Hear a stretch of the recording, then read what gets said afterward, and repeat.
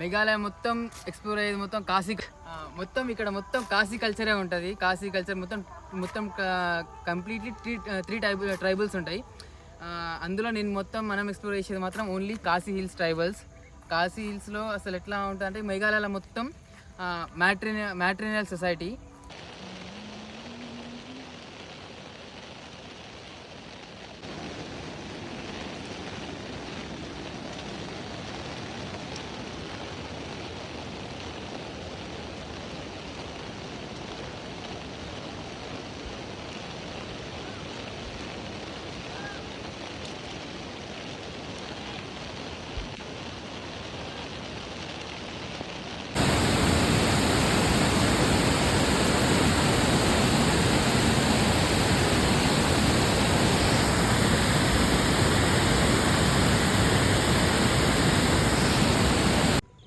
North East మేఘాలయలో countless of waterfalls ఉంటాయి. ఎంత వాటర్ ఫాల్స్ ఉంటాయంటే ఒక్కొక్క వాటర్ ఫాల్ని మనం క్రాస్ చేయడానికి ఇక్కడ మనం క్రాస్ చేయాలంటే కన్స్ట్రక్షన్స్ వాడతాం. అది మన బ్రిడ్జెస్ కానీ ఫ్లైఓవర్స్ కానీ వాడతాం. అక్కడ వాళ్ళు నేచర్కి అగెనెస్ట్ కాకుండా నేచర్తో పాటే మనకు వాళ్ళు బ్రిడ్జెస్ కన్స్ట్రక్ట్ చేస్తారు. ఇక్కడ మన కన్స్ట్రక్షన్స్లో జరిగిన బ్రిడ్జెస్ కానీ ఫ్లైఓవర్స్ కానీ according to the time spend చేస్తే టైంతో పాటు మనం బిల్డ్ చేసిన బ్రిడ్జెస్ అన్నీ కూలిపోతుంటాయి. అదే మన మేఘాలయలో ఎంత టైం ఉంటే అంతవరకు అవి స్ట్రాంగ్ అవుతూనే ఉంటాయి. టైం పెరిగే కొద్దీ అవి స్ట్రాంగ్ అవుతూనే ఉంటాయి. ఒక్కొక్క బ్రిడ్జ్ కన్స్ట్రక్ట్ కానికే బేర్ మినిమం 20 to 25 years పడుతుంది. వాళ్ళు ఇంతకి దేంతో కన్స్ట్రక్ట్ చేస్తాం అనుకుంటారు? Living bridges, root living bridges, branches. వాళ్ళు నేచర్తో ఏదైతే దొరుకుతుందో వాటి దాంతోనే బ్రిడ్జెస్ని కన్స్ట్రక్ట్ చేస్తారు. ఇండియాలోనే ఎక్కడ ఉండదు ఇట్లాంటి లివింగ్ రూట్ బ్రిడ్జెస్. అలాగే ఎందుకోసం అంటే వాటర్ ఫాల్స్ని క్రాస్ చేయడానికి కట్టుకున్నారు వాళ్ళు మన వేర్లతోన.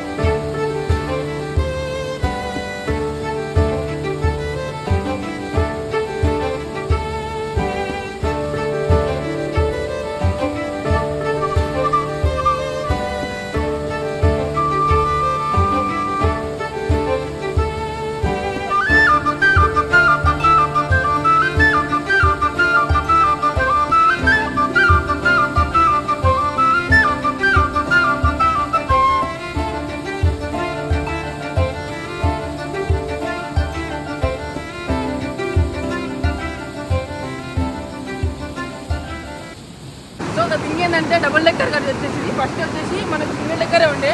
కాకపోతే అక్కడ నుంచి ఫుల్ వాటర్ మునిగిపోతున్నందుకు ఈ లోకల్స్ ఏం చేశారంటే సెకండ్ డబుల్ డెక్కర్ కట్టేసి. ఇప్పుడు దీంతో పాటు ఏమైందంటే ఇది కూడా మనకు ఫుల్గా వచ్చేసి వాటర్ నిండిపోతుంది. సో అట్లాగే మన ఎగ్జామ్ అని చెప్పేసి థర్డ్ డెక్కర్ కూడా స్టార్ట్ చేసారు. సో ఒక్కొక్క బ్రిడ్జ్ తయారు కానీ 20 to 25 years అవుతుంది. ఇప్పుడు మీరు 2025 కదా, ఇది నెక్స్ట్ 2050 వచ్చినప్పుడు ఇది కూడా ట్రిపుల్ డెక్కర్ అవుతుంది. ఇప్పుడు డబుల్ డెక్కర్ ఉంది నేమ్, దాని తర్వాత ఇంకొక 25 years అయినాక ట్రిపుల్ డెక్కర్ అవుతుంది. రాసి పెట్టుకోండి.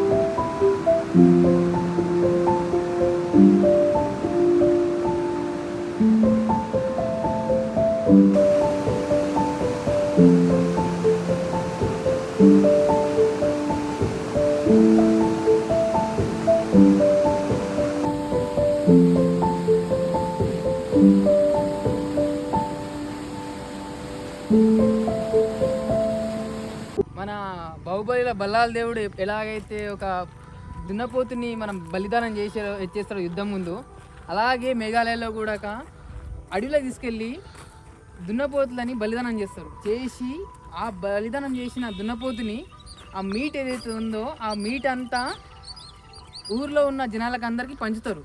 ఎందుకోసము? వాళ్ళకి ఏమీ రోగాలు రాకూడదని, వాళ్ళు హెల్తీగా ఉండాలని, వాళ్ళకి మంచి జరగాలని, వాళ్ళు ఆరోగ్యం ఆయుష్మానం అన్నీ బాగా ఉండాలని వాళ్ళు అట్లా చేస్తారు. అక్కడ ఎన్ని plants, countless of bamboo trees, ప్రతి ఒక్కటి పాలిథీన్ అనేది అసలు జీరో పాలిథీన్ ఉంటుంది. జీరో పాలిథీన్ ఒక్కటి కొనక మీకు ప్లాస్టిక్ అనేది యూజేజే ఉండదు. ప్రతి ఒక్కటి బ్యాంబూ నుంచే వాడతారు. Even though you can see the dustbins also. Dustbins కూడా మన అక్కడ బ్యాంబూస్ నుంచే కట్టుకొని ప్రతి ఒక్క వేస్టేజ్ అనేది అందులోనే వేస్తారు. మన టూరిస్ట్ వాళ్ళే వచ్చి మొత్తం అన్ని బాటిల్స్, ప్లాస్టిక్ బాటిల్స్ అవన్నీ అక్కడ పడేస్తారు. కానీ ఆ బ్యాంబూ డస్ట్బిన్లో కంప్లీట్ మేఘాలయ 70% ఆఫ్ బయోడైవర్సిఫికేషన్ ఉంటుంది. మొత్తం కంప్లీట్లీ ల్యాండ్. అక్కడ ఇంకా ఎట్లా ఉంటాయంటే ఒక్కొక్క ఫారెస్ట్కి 160 ఫారెస్ట్లు ఉంటాయి మొత్తం. అసలు ఒక్కొక్క ఫారెస్ట్లకి మనం ఎంట్రీ అవ్వడానికి అలా ఉండదు. ఎందుకంటే కొన్ని మెజారిటీ ఆఫ్ 2-3 ఫారెస్ట్ మాత్రమే అలౌడ్ ఉంటుంది. అది కూడా ప్రాపర్ గైడ్ తీసుకొని, లోకల్ గైడ్ తీసుకొని వెళ్తేనే అలౌడ్ ఉంటుంది. గైడ్ని తీసుకొని మనం ఫారెస్ట్లోకి వెళ్ళినా కూడా మనకంటూ మనం ఆడ ఏమంటే ఏమి ఇష్టం వచ్చినట్టు చేయకూడదు. అది చేసే క్రైమ్. ఎందుకంటే forget about the fruits, you can't even pick the leaves also.